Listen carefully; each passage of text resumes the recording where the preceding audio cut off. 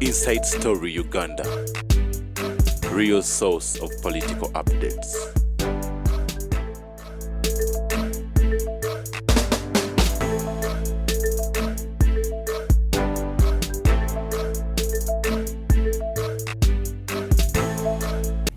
Bajja kunoonya daizo omanyinza njogera nnyo mugundi kati ekisinza okunsanyisa kandiko yakuba omwana wange. My son was battered by people who claimed to travel from Kandiko's office. Nemba gamba ti oyo mwana namutya. Senators were ringing me. Senators were ringing me. From where? In America. From America, yeah. Ndababulira. Nemba ganti oyo mwana muzibu. Ne bampita gundi kaki. Nanga ndole emitwalo ejo abakubye omwana obazikuwe ne mugambala genda waffe. Jempaba. Koti yawa kakina akomawo nampita omulundi nanga nti bazongedde kujiri emitwalo 10. Naye ng'omuntu gwayogera nti yakuba omwana nga si ye tasobola mukuba. Ne muga nti wayi ziri dole emitwalo meka nti 10 zirimu za Uganda meka mpesa Uganda obukadde 5 ngende naye abo bajja kusasula. Atone yesoma ku mawulire ndi yamukuba omuvubuka. Ate olowooza anti era yava woyo. Kamera zange zabakwata. Miso yabakwata. Yes. Nabagamba ki mama w'omwana yali ayogerani. Wagendayo. Nyina w'omwana yaga nti abamukuba bali bamugamba ave kwani ku Kandiho. Ninkutera ninkugula. Ninkwita ninkugula. Ninkuniyako ninkugula. Ejogero eno global village. Tuchakola kinna kimu. Tusobola. The moment you learn that we are operating in a global village, and the chairman of that global village is the president of the United States, kakati finally, mbulidde mwogera ku Gonde ko Bujengo. Bujengo ayingidde mu kika kyaffe ekyabatajogebwa. You say for you don't know. Zembatunulya nembasekerera. You don't know the chronological events. What caused Bujengo trouble? President Museveni one day was watching the television. Nalaba Bujengo nga abuulira. Bujengo aina talenti amikisinga eddiini n'akolera Museveni campaign nga abalimu bakuba mu ngalo. Tajja naked. Akwotinga mu Bible ate n'ayogera bali n'abaconvincing. So Museveni said, I want to see, you call me that younger pastor. Bujengo leba mutwalira. Namugamba oyagala ki? You normally ask that question to assess whether you are a money maker or you are not, or you are honest. Bujengo namugamba sina kyenjagala. Njagala ekintu eki. Bwe wajjira mu buyinza nali mwana muto nendokoka nenkola kyaki yange nkusaba okyali ekyaki yange teyasaba sente abafere ba State House ne babulakamiringa Bujengo kyasaba sente teyasaba. Era president yagenda ku kyaki ya Bujengo bamukozesa programs nyingi nnyo najjukira ku ssaawa 3. I promise this younger pastor to visit his church. Ask Bujengo. Bujengo president wamutegeerera. Younger preacher congregation ye mubeera mu baana ayina mix of boys youth beyetaaga. He is preaching si yaba akayanja abajjanga mu State House ne batwala emidiri ga ssente basenyunga abaagala okweraga. This man came differently. Kakati bana ba mafia ne bamutajetinga. Let me tell you, naye kkulu byajja kusasula nnyo ate akoze ekyolwaleero. Let me tell you, do you believe nti omukolo ogwafende mukozi gwe yakulira omuntu agambye nalese fuleze empya standby generator. Tetuyinza kubeerawo nga tetulina standby generator. Mwafunye standby generator? Bweyina okubeerawo standby generator. Tetuyinza kubeerawo nti ate kavuddeko nti naye eyina okubanga ebuguma nti tetwasobodde gadi kubanga ate tekyali mu diesel eyina okubeerawo ne mugitokosaamu nebuguma kakati fe abalina sitiro ya standby generator weetuli. Kakati nga teri automatic Gonde muhozi afende muhozi agenda kujaguza amazaalibwa age. Why did he make it public? Because every decision, every movement, every sound in politics has a purpose. Every decision is purposeful. Do you believe nti Bujingo fluked his way into State House to be the chief celebrant on Muhoozi's birthday celebrations? This is where this man landed into trouble. And you think Museveni kumukolo kwa mutabani we oba relative Museveni Tamale tagwa kibalo. There was a purpose why of all pastors they selected Bujingo to be a chief celebrant.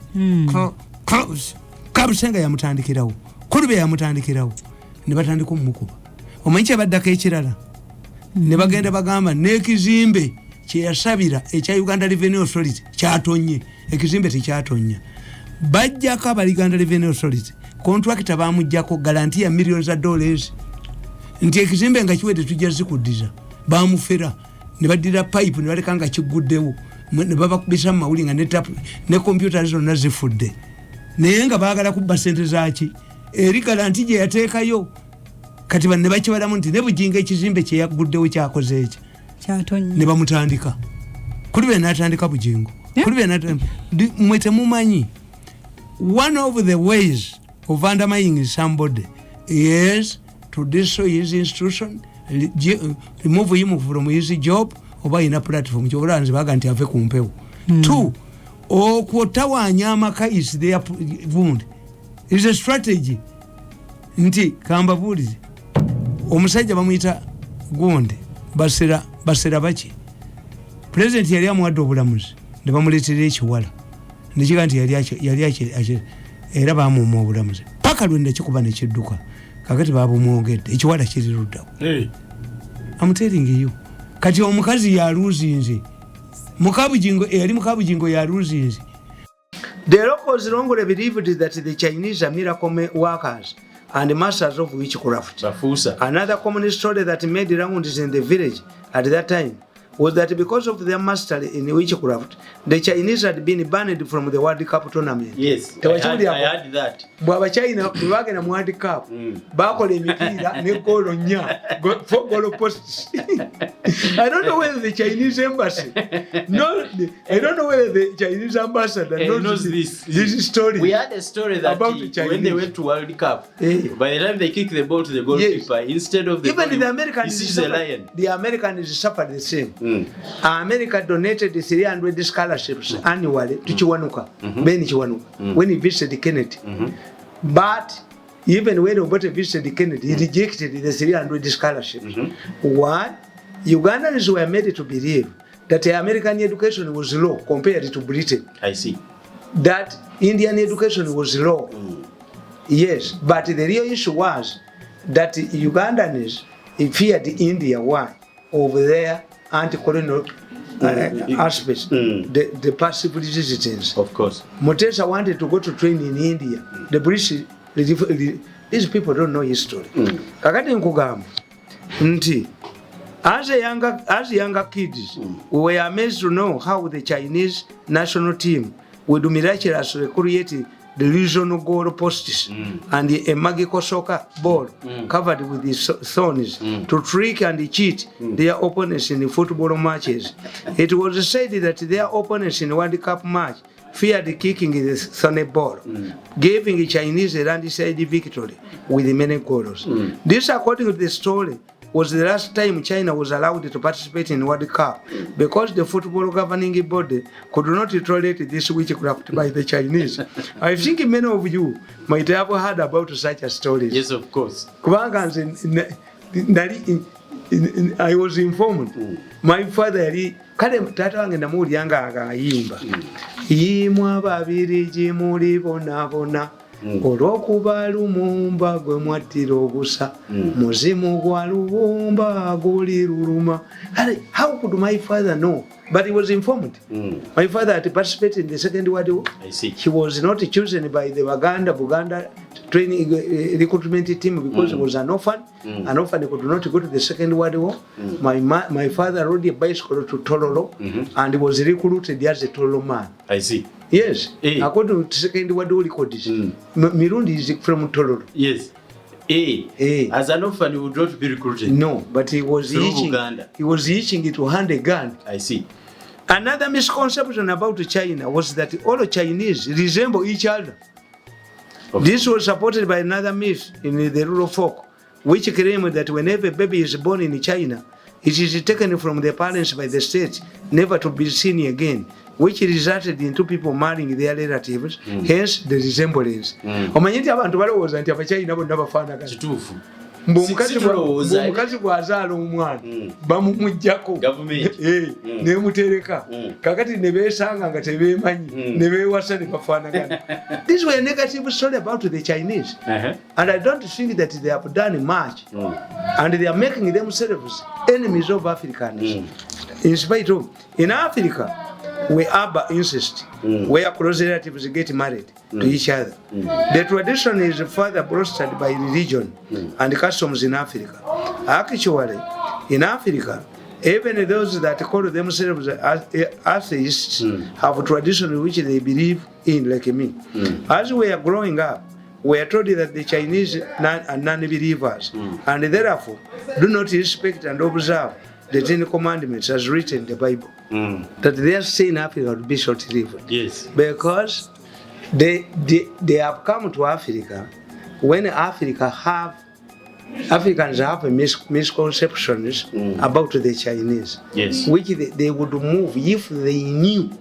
If the Chinese embassy knew, they would first strategize on how to make themselves different. I say, my village mate in Sobuga, whose nickname was China, used to do things that left the villagers shocked and in a way. For example, he used sharpened knives to cut his body and then stitch the wounds using a needle and a thread. Without China yesalangani yetunga. Alita akasuni yetunga. To prove that he was a real Chinese. I see. I think this was the first black Chinese in Africa.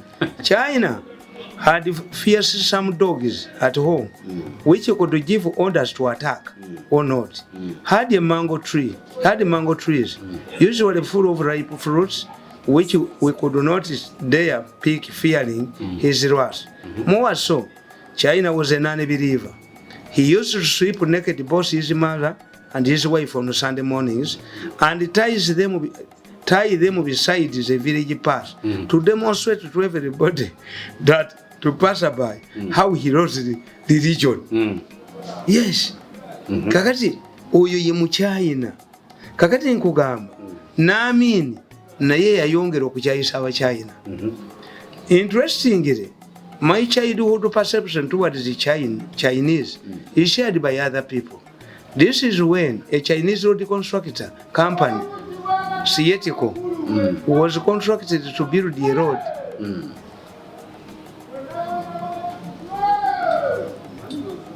Again. Interestingly, my childhood perception towards China is shared by other people. This is why, when a Chinese road construction company was constructed to build a road in Karamoja sub-region, a Chinese engineer was shot dead by a Karamojong warrior who wanted to prove whether the Chinese also died. The Karamojong warrior had conceived a false wound from his friend that the Chinese do not die. Okay, yes. Company yaba China gye bayita Sietico yagenda Karamoja okukola y'oluguudo warrior n'akuba omuchina sasi alaba bano omuchina akola ki afa ate bwe bajja wano ne bali emisota ne bali embwa increasing the people's misconception about China. I see. Nakugamba another related incident happened when the Ugandan army invaded Tanzania in 1971. Idi Amin bragged that during the raid, the Ugandan army allegedly killed the Chinese colonel. The body of Hanis Pope, Tanzania's senior police officer, was brought to Kampala and put on display for 3 days at Colonel Airstrip for public viewing. It turned out to be a political publicity stunt for Amin to claim that Tanzania had acquired Chinese mercenaries to invade Uganda. I see. Hey, omusajja ali mu Zanzibar nga musajja mu Tanzania mu police ne bamutta ku border ya Uganda. Amin yaleeta omulambo gwa Kanu mu China n'aguteeka na Kivubo oba Kololo. So Ugandan is wronged that place to say how a Chinese Kanu could die. I see. I don't know whether the Chinese embassy is aware of this. When they invite people to share, to corrupt them, they don't involve me. Of course. I've never stepped at the Chinese embassy. Later, after Amin's government was toppled in 1979, it was also confirmed that the man was a senior policeman from Zanzibar, who had been deployed at Mutukula border between Uganda and Tanzania. Amin intended to use the Chinese Kanu slogan to back his allegation that there were Chinese in the Tanzanian army. He also wanted to demonstrate that his army had capacity to defeat even the Chinese who were revered for their magic and witchcraft. Era Amin yagamba nti Nyerere yalesa abacuba nga balina ebirevu nti abakazi b'Irakayi bakutte ensolo byo zaabwe ne bafumita abacuba. So Amin used the Chinese. That's why when you see a man, a person who works on who does mercenary work is a Cuban. Yes. Era kyafukanga kyaluganda. It almost one time the Cuban ambassador to Uganda called a press conference and said, I hear you people saying that you have Cubans in the taxi park. There are no Cubans here. No. Cuba means a person who is hired money to do a job, to do something. Mercenaries. Yes. This is how Ugandans perceive Cubans as mercenaries. As mercenaries. This is why I think the people did not appreciate Museveni's decision to bring Cuban doctors to our hospitals.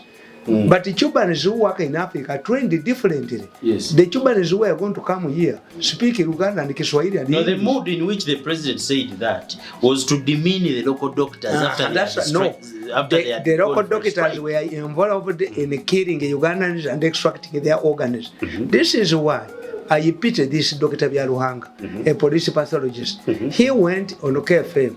Abantu ke batawulira. We have been carrying out research. Those people we investigated, there's no killing of people. It was a research project. I have received details on how a research of that nature can be made. Yes. Kakati Byaruhanga should be indicted. Like Bariumus wanted to bring a bill in the government. We are talking about killing Ugandans. 4,000 Ugandan girls were killed in India alone, and their organs extracted. I see. This battle with these killers has made me survive poison 5 times. So what is this police pathologist saying? The case is commencing tomorrow on Monday at Hague. 8 doctors have been, that they are building a story that this was a research done. How would you involve this man who was arrested in Karachi? They don't know. But because they don't want to talk to me, I told them, you caused me trouble, you sacked me because you influenced. For 8 years, my family has suffered, targeted my wife, poisoned me 5 times, hired the thugs to kill me. I cannot work out here again, but you must pay. I see. Because I retired when I was young, 8 years ago. I've never talked to Wabogo in my life. So, he's trying to create an explanation that will exonerate the others. How, when did we know? Are you the usual spokesperson of the police? I see. Hakuna akili. Chicho yako hakuna akili, Dr. Byaruhanga. Hakuna akili. I see. Kagani nkugamba nawandika ku China bana. Today, many African leaders are running to China for financial support and loans in the pursuit of development in their respective countries. In the recent past, the Chinese economy has leapfrogged that of Japan, Singapore, and India. In fact, I always say that the population of India has majority educated people compared to that of China. But the economy of India has not grown as fast as that of China. This trend is attributed to China's non-democratic system, while India is the largest democratic country in the whole world. I see. When you look at the two countries, India, because of historical links with Britain, it has the majority of educated people. China does not have educated people until recently. They now have the largest thinkers. They are paid to think. But the difference is democracy. I see. You can do many things. Genda wambe nyanja, wambe nyama, wambe amata, mubebuli wa mugoba abantu, but you have democracy. Numuloza nti mujja kugula bakule. Nga mubagula chi? People are yawning to itching to grow up. You like grasshoppers. I see. You are protected by government. Get a new regime. Ojokurabanga kadukane into yako bajaka baba kasirona. Kano kali duke ka mwengi ni kaduko kali yingira Kongo. Mpulira. Ujozinga nasabe wafo okubala bako. Ndira bako omulenzo yanjoze emyaka 8. Ngakanga badi kabangali ngembuze nnumi. Mpulira. Alikanga bala kabangali. Anjoze nye kiyitiridde. Ne buli kasente kankonna nakatwala nzite bamutte. Bali mukubane bamuwaso omutwe sijja kwogera naye. I never talk to these boys. Abakazi bajja kuno bagenda abaana ne siyogera ne mulenzo oyo bukyajoga yajoga mu atajogeka. Kolono bukyajoga yajoga atajogeka. Sijja kwogera naye. Never concerned with these people. Anzita alabe ne bamubeba muwaso omutwe. I tell you, this means that for anyone to start a business or political decision in New Delhi, India, or any other city in India, he or she must consider the country's election calendar. Prospective businessmen in China do not have to worry about such issues. They do whatever they wish. The Communist Party in China enjoys a monopoly in the politics of the country, and members are obliged to apply in order to become a member. It's only the Chinese party where you apply to become a member. Serious? Yes. To be a member of the Chinese party, you have to apply because they don't need the members. Yes, it is a privilege. It is a privilege. Nabano chibalowozo. Ndio kubera member we na alemu is a privilege. Kujo kutola kachiko kabwe is a privilege. Nabo balowozo. The Chinese mentality. This is a democratic country. Mugula abantu sente muzijewo. Nabo baba banje. Bamugula kati bakusasira babogera bulungi bano bagundi bafulufiga bandi okuyambisa ne mubeyambisa ne mudduka you are giving them panado Mpulira. Tinodira omuntu n'omala mujoga ate n'omulimu izi bali bulungi Mpulira. Ejoga eri mubajoze nojoga omwana wa munono ekintu ekyali yakireta okozesa omuntu n'omujoga. The politics of the country. China has a parliament of 4,000 MPs, which sits once or twice a year. Recently, China declared their current president, Ping, a president for life, and therefore, he's not worried about losing elections as it is in the case with the Prime Minister of India. More so, the Chinese have a high level of discipline. They have a strong policy against corruption and the handling of public resources. They have a death penalty and the public executions are common for corrupt people. This is what African leaders overlook when they run to China seeking for loans.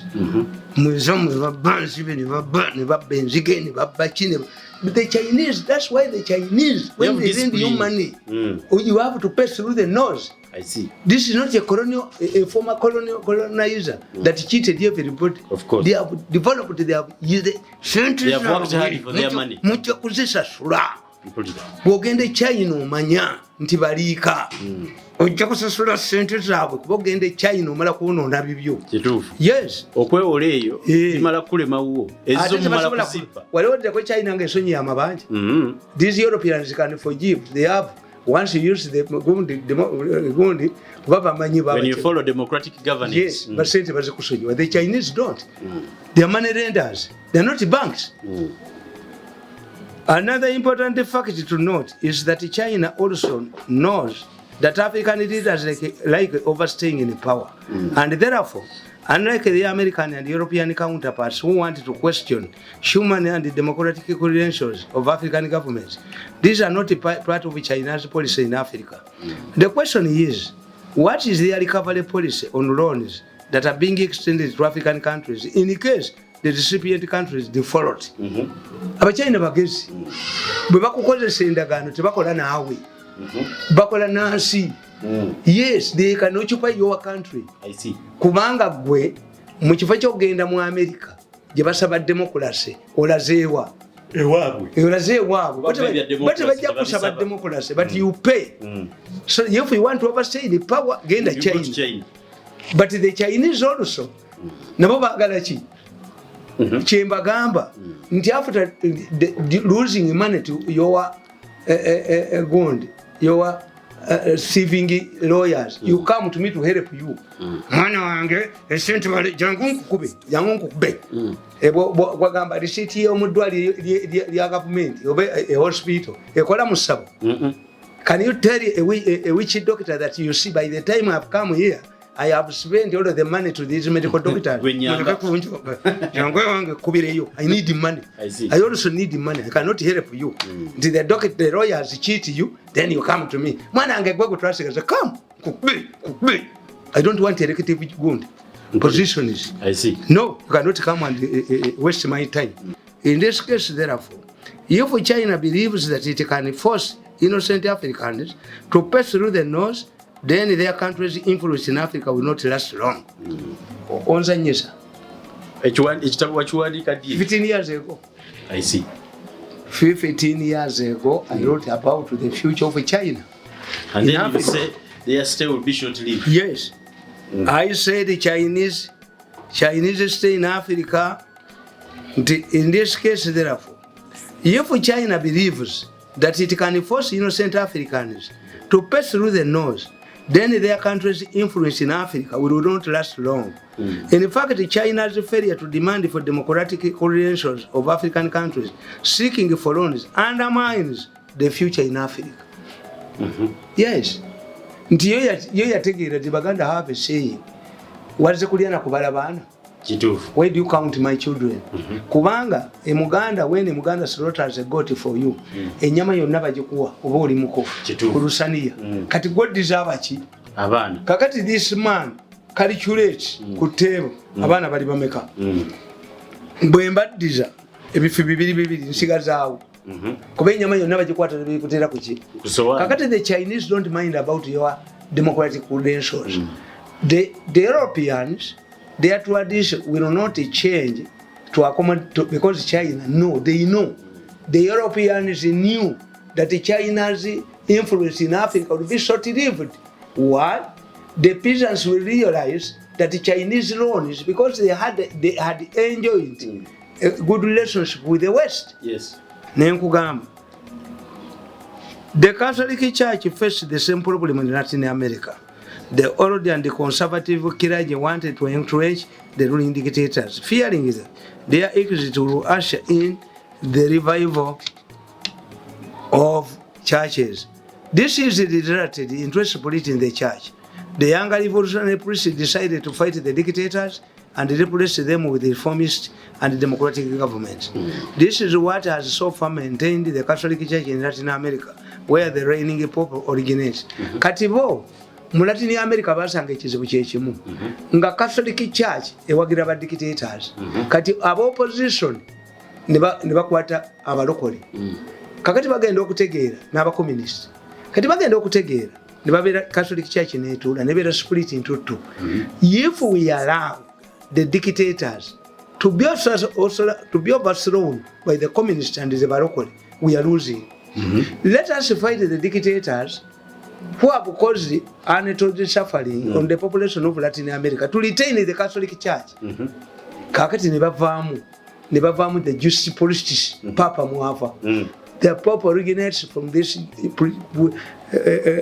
Jewish priests who decided to take on the dictators in Africa to save the Catholic Church. I see. Yes. In Latin America. In Latin America. Ono Papa Jaffa.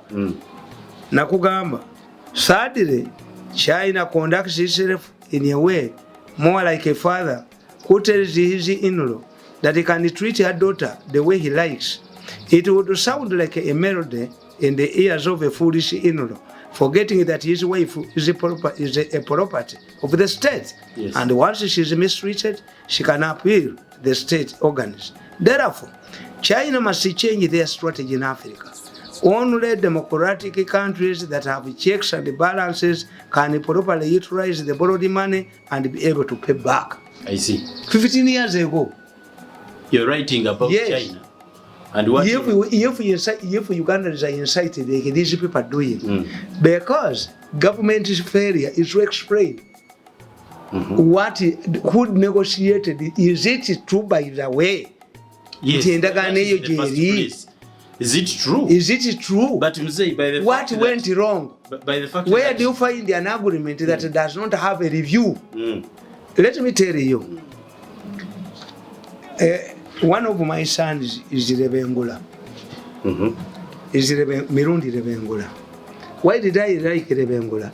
Rebengula was a king of the Batebere in Zimbabwe. The missionaries duped, corrupted one of his aides who knew English. And he ended up surrendering his kingdom to the foreigners. The missionaries, he had a friend, a missionary friend, went to him and read the agreement. And he told the Rebengula, do you know Rebengula? The agreement, in the agreement, you have surrendered your kingdom to Queen Victoria. What did Rebengula do?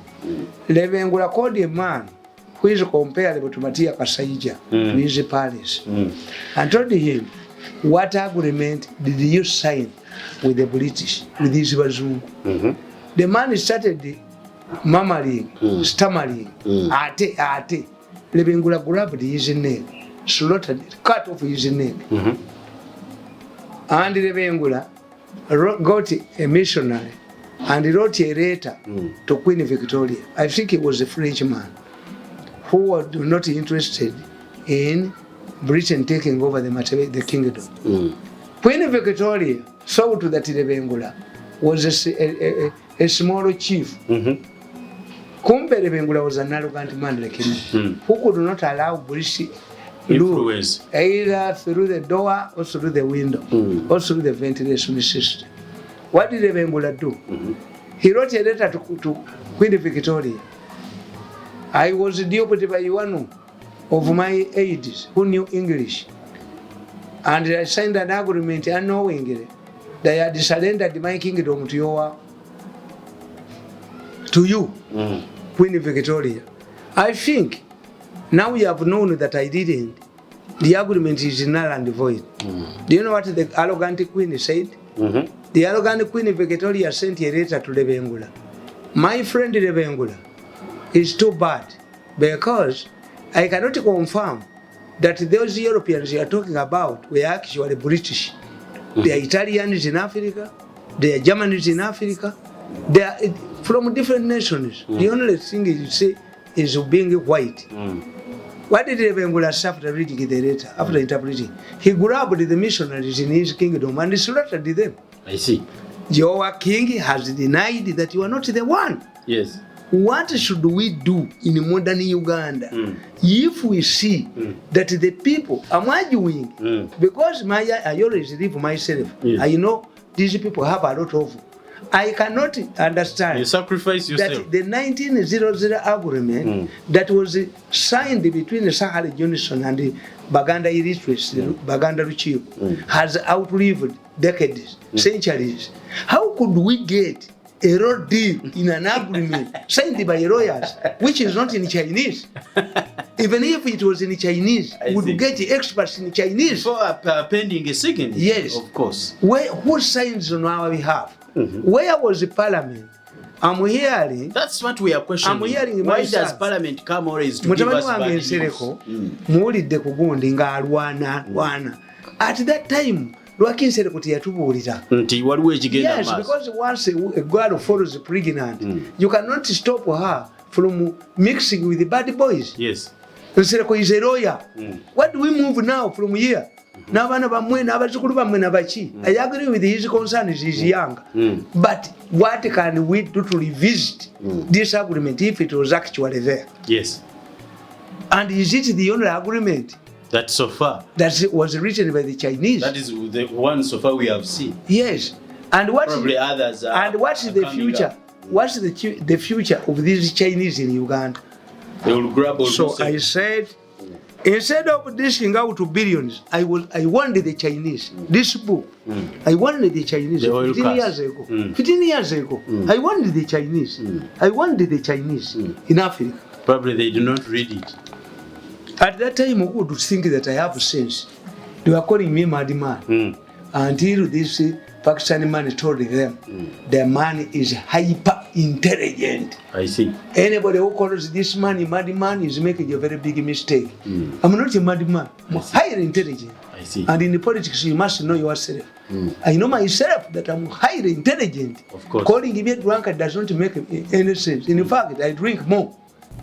Because these people, nanta baina strategies. Nanta bachimanyi, the chairman wa 5, yena ye wadde mukazi wa district baina constituency.